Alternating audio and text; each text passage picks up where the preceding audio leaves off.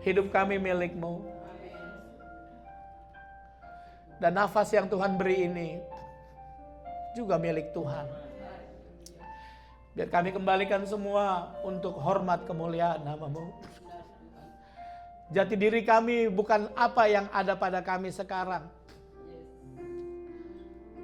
Bukan pengusaha, bukan dokter, bukan apapun yang Tuhan beri kepada kami. Karena jati diri kami sesungguhnya, kami milik-Mu.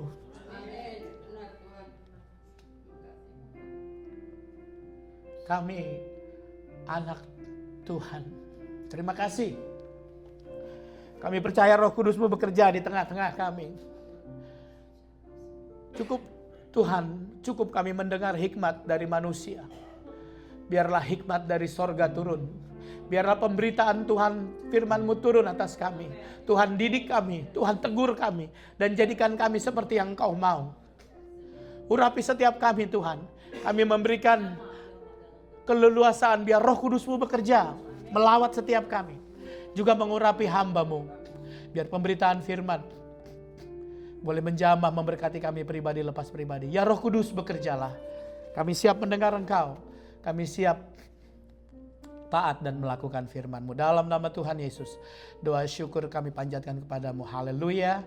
Amin. Beri sekali lagi tepuk tangan buat Tuhan. Dan silakan duduk. Puji Tuhan. Shalom.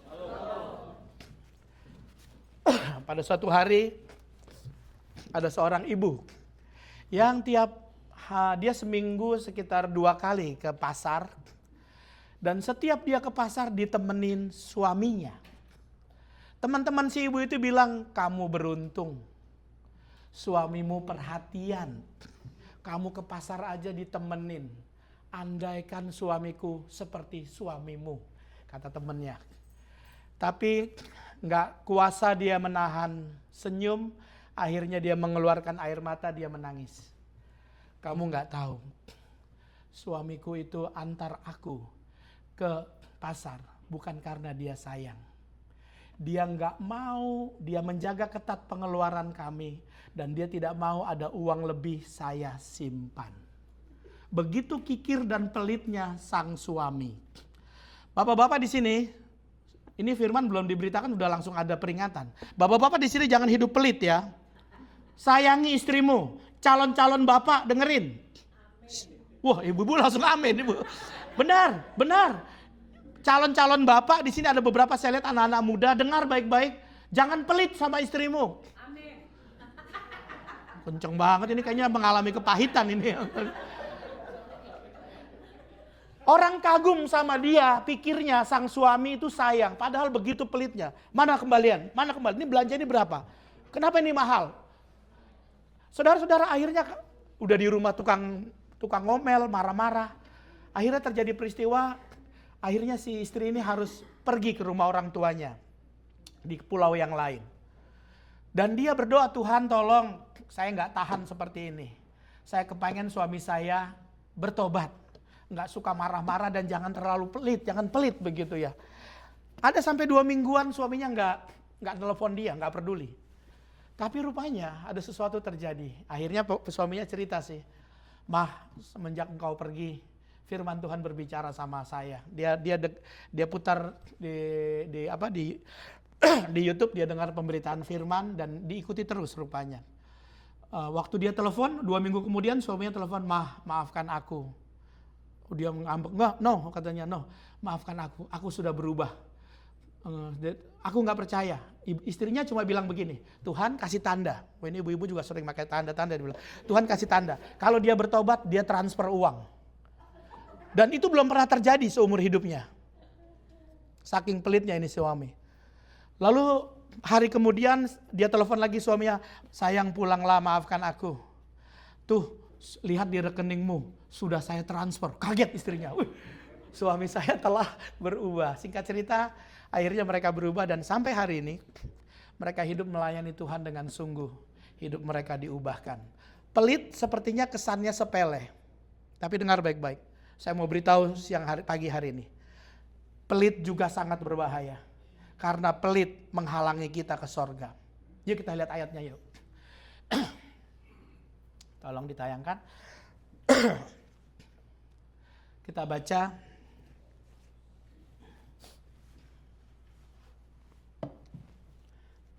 Nama ayatnya nggak bisa dimunculkan dulu ya Bang.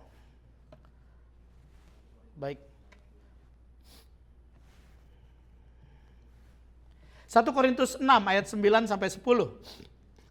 Atau tidak tahukah kamu bahwa orang-orang yang tidak adil tidak akan mendapat bagian dalam kerajaan Allah. Janganlah sesat orang cabul, penyembah berhala, orang berzina, banci, orang pemburit, pencuri, orang kikir, pemabuk, pemfitnah dan penipu tidak akan mendapat bagian dalam kerajaan Allah.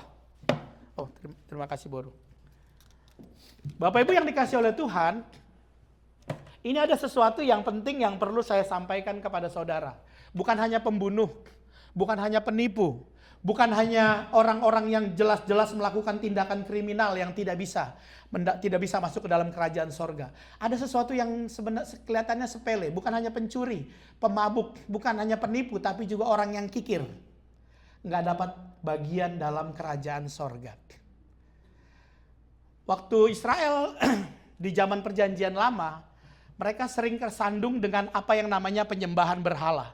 Ketika mereka bertemu dengan bangsa lain, bangsa Filistin, bangsa Moab, bangsa Amon, mereka umumnya cenderung ikut menyembah Allah-Allah mereka. Benda berupa Allah yang berupa benda, berupa sesuatu yang bisa disembah. Itu zaman perjanjian lama. Namun di perjanjian baru, Tuhan Yesus mengingatkan, juga para rasul mengingatkan, bahwa ada satu kejahatan yang bisa membuat orang terhalang untuk datang ke sorga, sama dengan penyembahan berhala, yaitu kikir. Kikir ini dalam bahasa sederhananya pelit. Ada bahasa lainnya? Kikir, pelit, medit, ada lagi ya? Cheaper, stingy, bahasa Inggrisnya stingy, cheaper. Kalau saya pergi sama boru saya, ini saya langsung pakai ilustrasi boru saya. Boru saya tuh kadang suka marah tuh. Kalau saya khotbah pakai nama dia. Kenapa sih kamu pakai nama saya khotbahmu? Katanya, nggak seru, nggak bagus. Katanya. Nggak apa-apa boru saya. Jadi kalau saya pergi ke Walmart, Daddy, this is the time for grocery shopping ya. Dia kan punya menu sendiri kan. Misalkan kalorinya berapa begitu tahu ya. Jadi dan itu harganya beda. Bapak Ibu tahu ya. Kalau mau kalori rendah harga beda. Betul ya? Tahu ya? Jadi, yang biasanya kita beli satu benda, satu kaleng begini gede cuma $5, dia bendanya menyusut, harganya melambung. Akhirnya saya bilang begini sama dia, Boru, kita beri aja yang ada labelnya great value. Kalau saudara akrab dengan Walmart, ada great value. Tahu nggak apa yang dia bilang? You cheap, kata dia.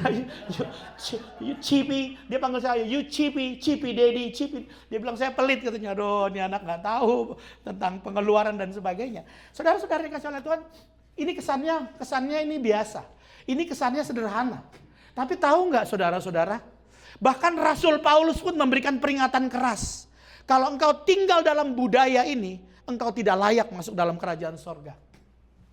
Serius ya, kok bisa seperti itu? Ya.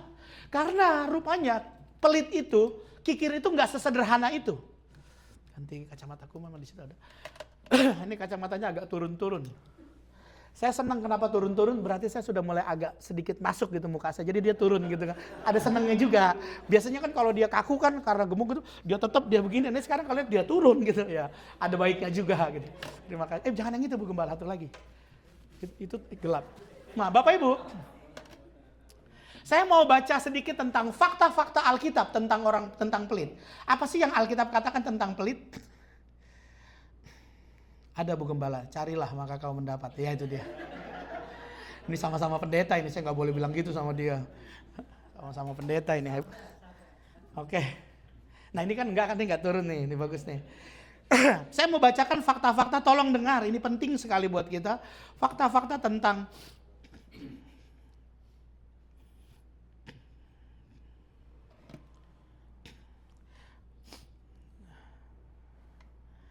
yang pertama, saudara-saudara, fakta-fakta tentang orang kikir yang di dalam Alkitab. Yang pertama, orang kikir itu akan selalu kekurangan. Amsal 11 ayat 24. Ada yang menyebar harta tetapi bertambah kaya. Ada yang menghemat secara luar biasa namun selalu berkekurangan. Yang pertama, Alkitab memberikan fakta tentang orang kikir adalah dia selalu kekurangan. Yang kedua, dilarang bergaul dengan orang kikir. 1 Korintus 5 ayat 11. Rasul Paulus secara terang-terangan melarang, perhatikan, melarang orang percaya untuk bergaul dengan orang kikir. Tetapi apa yang kutuliskan kepada kamu ialah supaya kamu jangan bergaul dengan orang yang sekalipun menyebut dirinya saudara adalah orang cabul, kikir, di situ didapati, penyembah berhala, pemfitnah, pemabuk, penipu. Dengan orang yang demikian janganlah kamu sekali-kali makan bersama-sama. Fakta yang ketiga yang bisa saya dapat, yang bisa saya sampaikan kepada saudara, apa yang kita dapat dalam Alkitab tentang orang kikir, tidak dapat bagian dalam kerajaan Allah. Di ayat yang pertama tadi kita dapati 1 Korintus 6 ayat yang ke-10, tidak dapat bagian dalam kerajaan Allah. 3 fakta ini saudara-saudara. Ini gaya hidup yang sedang tren rupanya di dunia ini. Itulah kenapa para rasul mengajar kepada murid-murid bahwa jangan ikut tren seperti ini. Bapak Ibu yang dikasih oleh Tuhan, kikir bukan sekedar tidak mau berbagi. Kikir adalah ketika harta menjadi tuan atas hatimu. Ini dia. Jadi bukan cuma dia nggak mau berbagi, tapi harta itu menjadi tuan dalam hatinya, dalam hidupnya. Harta yang menjadi tuan. Ciri-ciri orang yang tidak mau berbagi, ciri-ciri orang kikir pertama, dia sulit untuk memberi meskipun mampu. Yang berikutnya, ciri berikutnya, dia merasa kekurangan. Dia selalu merasa kekurangan. Benar ya kata Alkitab tadi. Selalu merasa kekurangan. Yang kedua, dia lebih takut kehilangan uang daripada kehilangan persekutuan dengan Tuhan. Gak apa-apa gak ke gereja. Ini sayang, ini kerjaan. Bonus dapat uang. Ke gereja kan bisa minggu depan. Ini ciri-ciri orang kikir. Dia rela kehilangan persekutuannya dengan Tuhan daripada kehilangan uang. Kebahagiaannya diukur dari apa yang dimilikinya. Kebahagiaannya diukur dari apa yang dimiliki. Yang terakhir, kepentingan diri sendiri selalu diutamakan. Ini ciri-ciri orang kikir. Bapak Ibu yang dikasih oleh Tuhan, ini menjadi penting saudara-saudara. Kenapa? Karena biasanya orang berpikir, ini kan uang-uang saya Pak. Terserah saya mau saya gunakan kemana. Nah rupanya saudara-saudara tidak sesederhana itu. Arti kata kikir sebenarnya seperti ini. Terlampau hemat dalam memakai atau mengeluarkan harta benda. Sifat kikir menunjukkan hati yang melekat pada harta daripada mengasihi Allah. Orang kikir menaruh kepercayaan dan rasa aman pada uang, bukan pada Tuhan. Dan Alkitab menyamakan kikir dengan penolakan terhadap kerajaan Allah. Kikir didefinisikan sebagai berhala yang mengalihkan kepercayaan manusia dari Tuhan kepada materi. Dan sekali lagi, Alkitab mengatakan, dia menyamakan orang kikir dengan penyembahan berhala. Menempatkan hal-hal dunia di atas Tuhan. Kolose 3 ayat yang kelima. Ini sebuah gaya hidup. Tapi gaya hidup yang membinasakan. Ini gak sesuai dengan apa yang Tuhan mau ketika kita dijadikan ciptaan baru.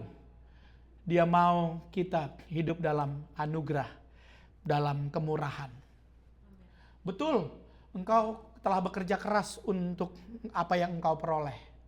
Tetapi yang Tuhan mau jangan karena kekayaan, jangan karena uang kita kehilangan hak kita untuk datang ke sorga. Bapak Ibu yang dikasih oleh Tuhan, ada beberapa hal yang mau saya sampaikan kepada saudara. Yang pertama saudara-saudara, bahwa kikir itu tadi saya katakan masalah hati. Jadi hati kita yang dikuasai, hati kita yang lebih taruh percaya kepada uang. Kepada siapa engkau jatuh cinta, kepada siapa engkau menyerahkan hidupmu, itu segala-galanya bagimu. Jadi kalau saudara-saudara, uang penting. Ini kalau sudah bicara-bicara uang nih pada tegang nih. Kalau saya ngeliat tadi ketawa-ketawa, sekarang pada tegang. Mau nungguin yang lucu ya saudara ya. Udah gak ada lagi yang lucu. Saya akan beritakan yang keras. Yang lucu tadi pendahuluan doang. Bapak Ibu dengar baik-baik. Tapi ini penting. Karena Tuhan mengasihi kita. Yang percaya katakan amin. Saudara-saudara yang dikasihi oleh Tuhan, yang pertama, kikir adalah masalah hati. Siapa yang menguasai hatimu? Ini penting. Karena kalau Tuhan yang menguasai hatimu, itu terlihat. Saudara-saudara, manusia dihargai itu dengan apa yang diberikannya. Manusia dihargai dengan apa yang diberikannya, bukan apa yang diterima. Mungkin saudara ada banyak orang kaya, punya banyak harta, punya ini, punya itu, tapi mereka kurang dikenal, kurang dihargai. Tapi siapa yang tidak kenal dengan Thomas Alva Edison? Dia memberikan sesuatu untuk dunia ini. Tapi saudara tahu apa yang terjadi dengan penemu penicillin? Waktu itu kedokteran kacau balau karena tidak bisa membunuh virus, harus ada antibiotik. Tapi ada seorang dokter yang dibangkitkan Tuhan, tentu dipakai Tuhan untuk menciptakan yang namanya penicillin, antibiotik. Dan setelah itu ilmu kedokteran berkembang. Siapa yang tidak mengenal keluarga Wright? Dia adalah penemu pesawat terbang. Saudara-saudara, dan bukti dari sebuah kasih adalah apa yang diberikannya. Siapa yang tidak kenal Tuhan Yesus? Dia memberikan hidupnya di kayu salib. Kasih itu dilihat lewat apa yang diberi, bukan apa yang dipunya. Bapak Ibu yang dikasih oleh Tuhan, jadi yang pertama sekali, ini bicara masalah hati, saudara-saudara. Apa yang ada dalam hatimu? Sebab seseorang tadi saya katakan dia dikenal, dikenang, bukan dengan apa yang dimiliki, tetapi apa yang telah dia beri. Yang kedua, kikir ini berkaitan dengan penyembahan berhala seperti yang saya katakan tadi. Kenapa ini menjadi penting? Kenapa ini menjadi sesuatu yang penting? Karena kikir berkaitan dengan penyembahan berhala. Tuhan kita bukan lagi Yesus, tapi uang. Yang lain boleh kau ambil. Ini orang yang sungguh-sungguh nih.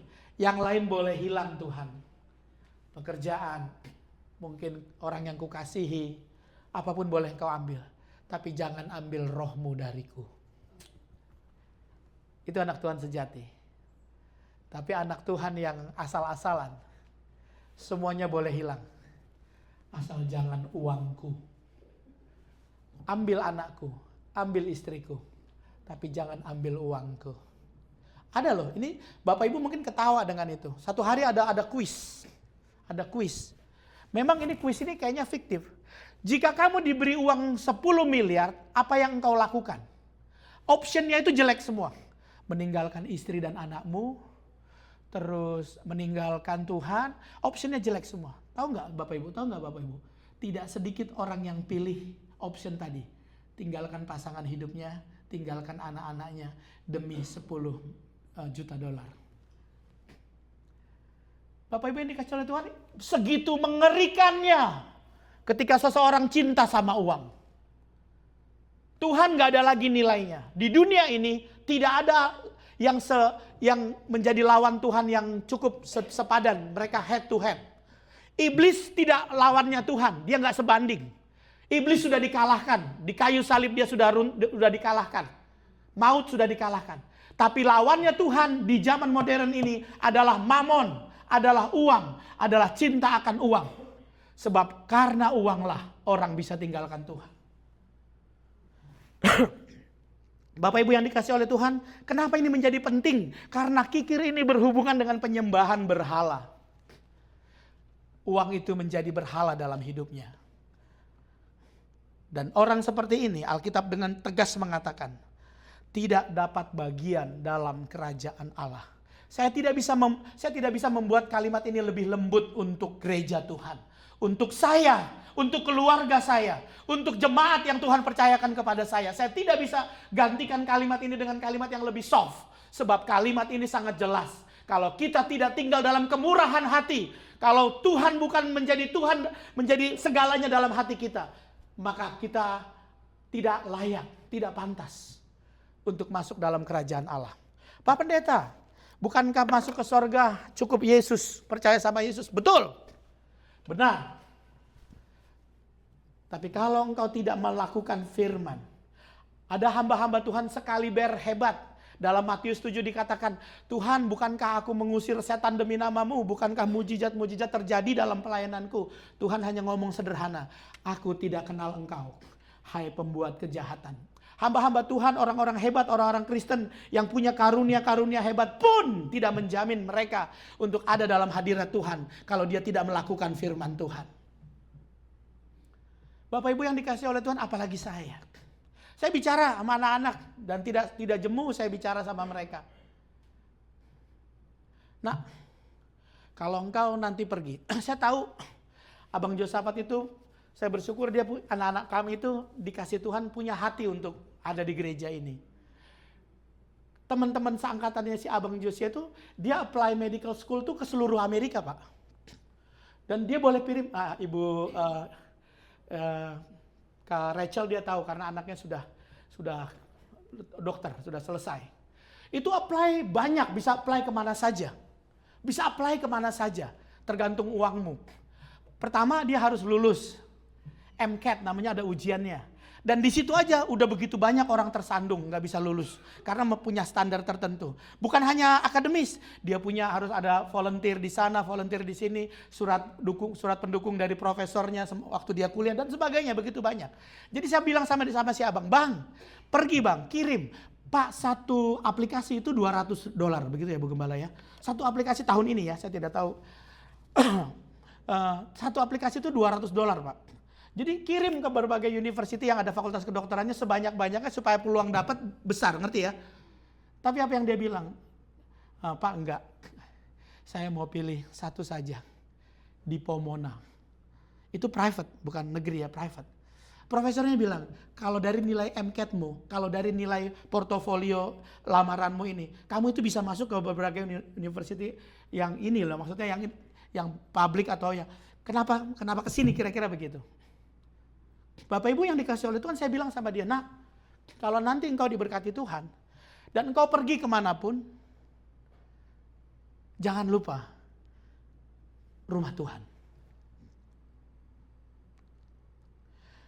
Pergi ke gereja yang perintisan, gereja-gereja kecil. Kalau engkau saya tidak benci mega church, saya tidak benci itu ya. Kalau engkau pergi ke mega church, ini omongan saya kepada anak-anak saya. Kalau engkau pergi ke mega church, engkau hanya beribadah. Tapi kalau engkau pergi ke gereja-gereja seperti ini, yang jemaatnya belum banyak, engkau bukan hanya beribadah, engkau melayani Tuhan. Engkau berjuang. Jangan lupa hamba Tuhan di sana. Kirim persembahanmu ke gereja itu. Perhatikan kehidupan gembalanya.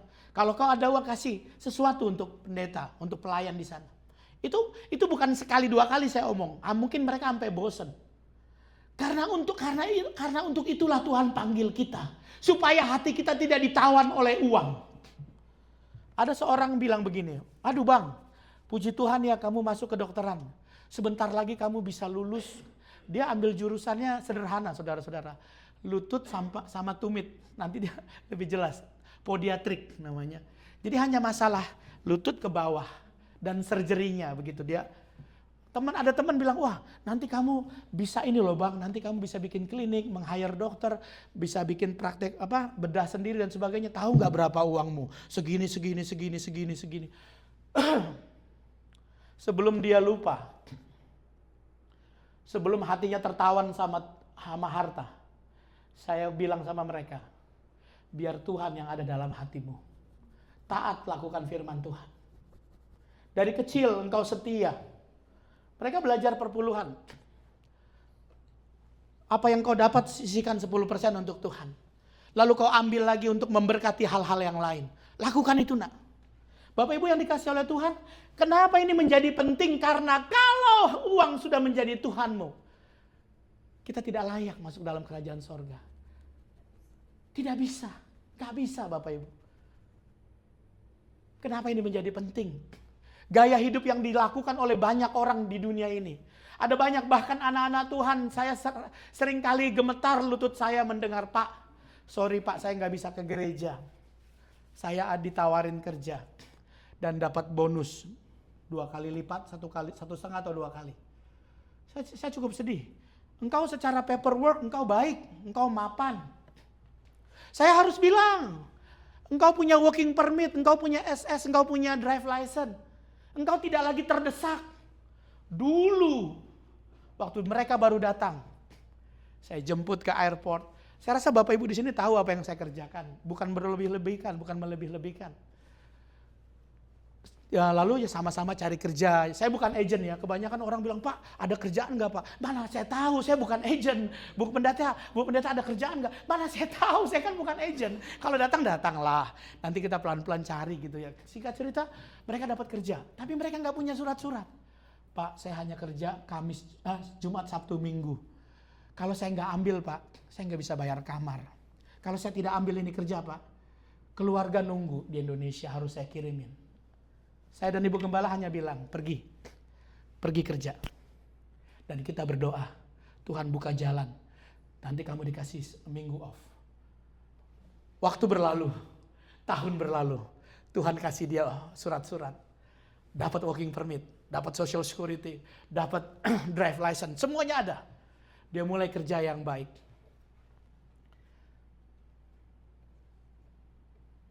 Tuhan baik sama kita. Tetapi Tuhan mau mengajar kepada kita. Biarlah hati kita tidak tertawan oleh uang. Sebab itu berhala. Cinta akan uang. Cinta akan harta itu jadi berhala. Bapak Ibu yang dikasih oleh Tuhan, hal yang kedua. Kenapa ini menjadi penting? Sebab kikir adalah penyembahan berhala. Dan karenanya kita tidak dapat masuk dalam kerajaan sorga. Yang ketiga, Tuhan memanggil kita untuk menjadi orang yang murah hati. Ini yang ketiga. 2 Korintus 9 ayat 7. Allah mengasihi orang yang memberi dengan sukacita. Bapak Ibu yang dikasih oleh Tuhan, Tuhan panggil kita bukan untuk menumpuk kekayaan. Nggak ada yang salah dengan kerja keras. Saya punya gambar, bisa ditayangkan nggak Bang? Di Alkitab diceritakan ada seorang kaya yang karena keserakahannya, Lukas 12 ayat 16. Sayang kecil sekali ya, nggak bisa tapi saya bisa baca di sini. Yang karena nggak ada salahnya dengan kerja keras, saudara-saudara. Tidak ada salahnya dengan dia punya harta. Tidak ada salah di sana. Tapi yang salah itu begini. Apa yang harus aku kerjakan dengan kekayaanku? Aku akan membangun lumbung-lumbung. Dan terus di gambar yang ketiga, aku akan terus membangun. Aku akan menumpuk, aku akan kasih kumpul semua apa yang aku punya, aku kumpul di sana. Aku akan bersuka cita, aku akan bersenang-senang. Dan aku akan menikmati hidupku. Di sini baru masalah. Kenapa? Karena semuanya diisi dengan aku. Apa yang harus aku lakukan? Apa yang aku mau? Aku mau begini. Aku mau ini. Aku mau tambah ini. Aku mau bersenang-senang. Aku mau memperluas ini. Aku. Sehingga tidak ada tempat, perhatikan. Tidak ada ruang buat Tuhan. Tidak ada ruang buat sesama. Apalagi untuk pekerjaan Tuhan. Tidak ada ruang. Dan itulah kenapa akhirnya Tuhan bilang, hai celakalah kamu, hai orang yang bodoh. Jika malam ini juga nyawamu diambil daripadamu. Untuk apakah? Untuk siapakah semua ini? Bapak Ibu yang dikasih oleh Tuhan, kita dipanggil untuk menjadi orang yang murah hati. Yang percaya katakan amin.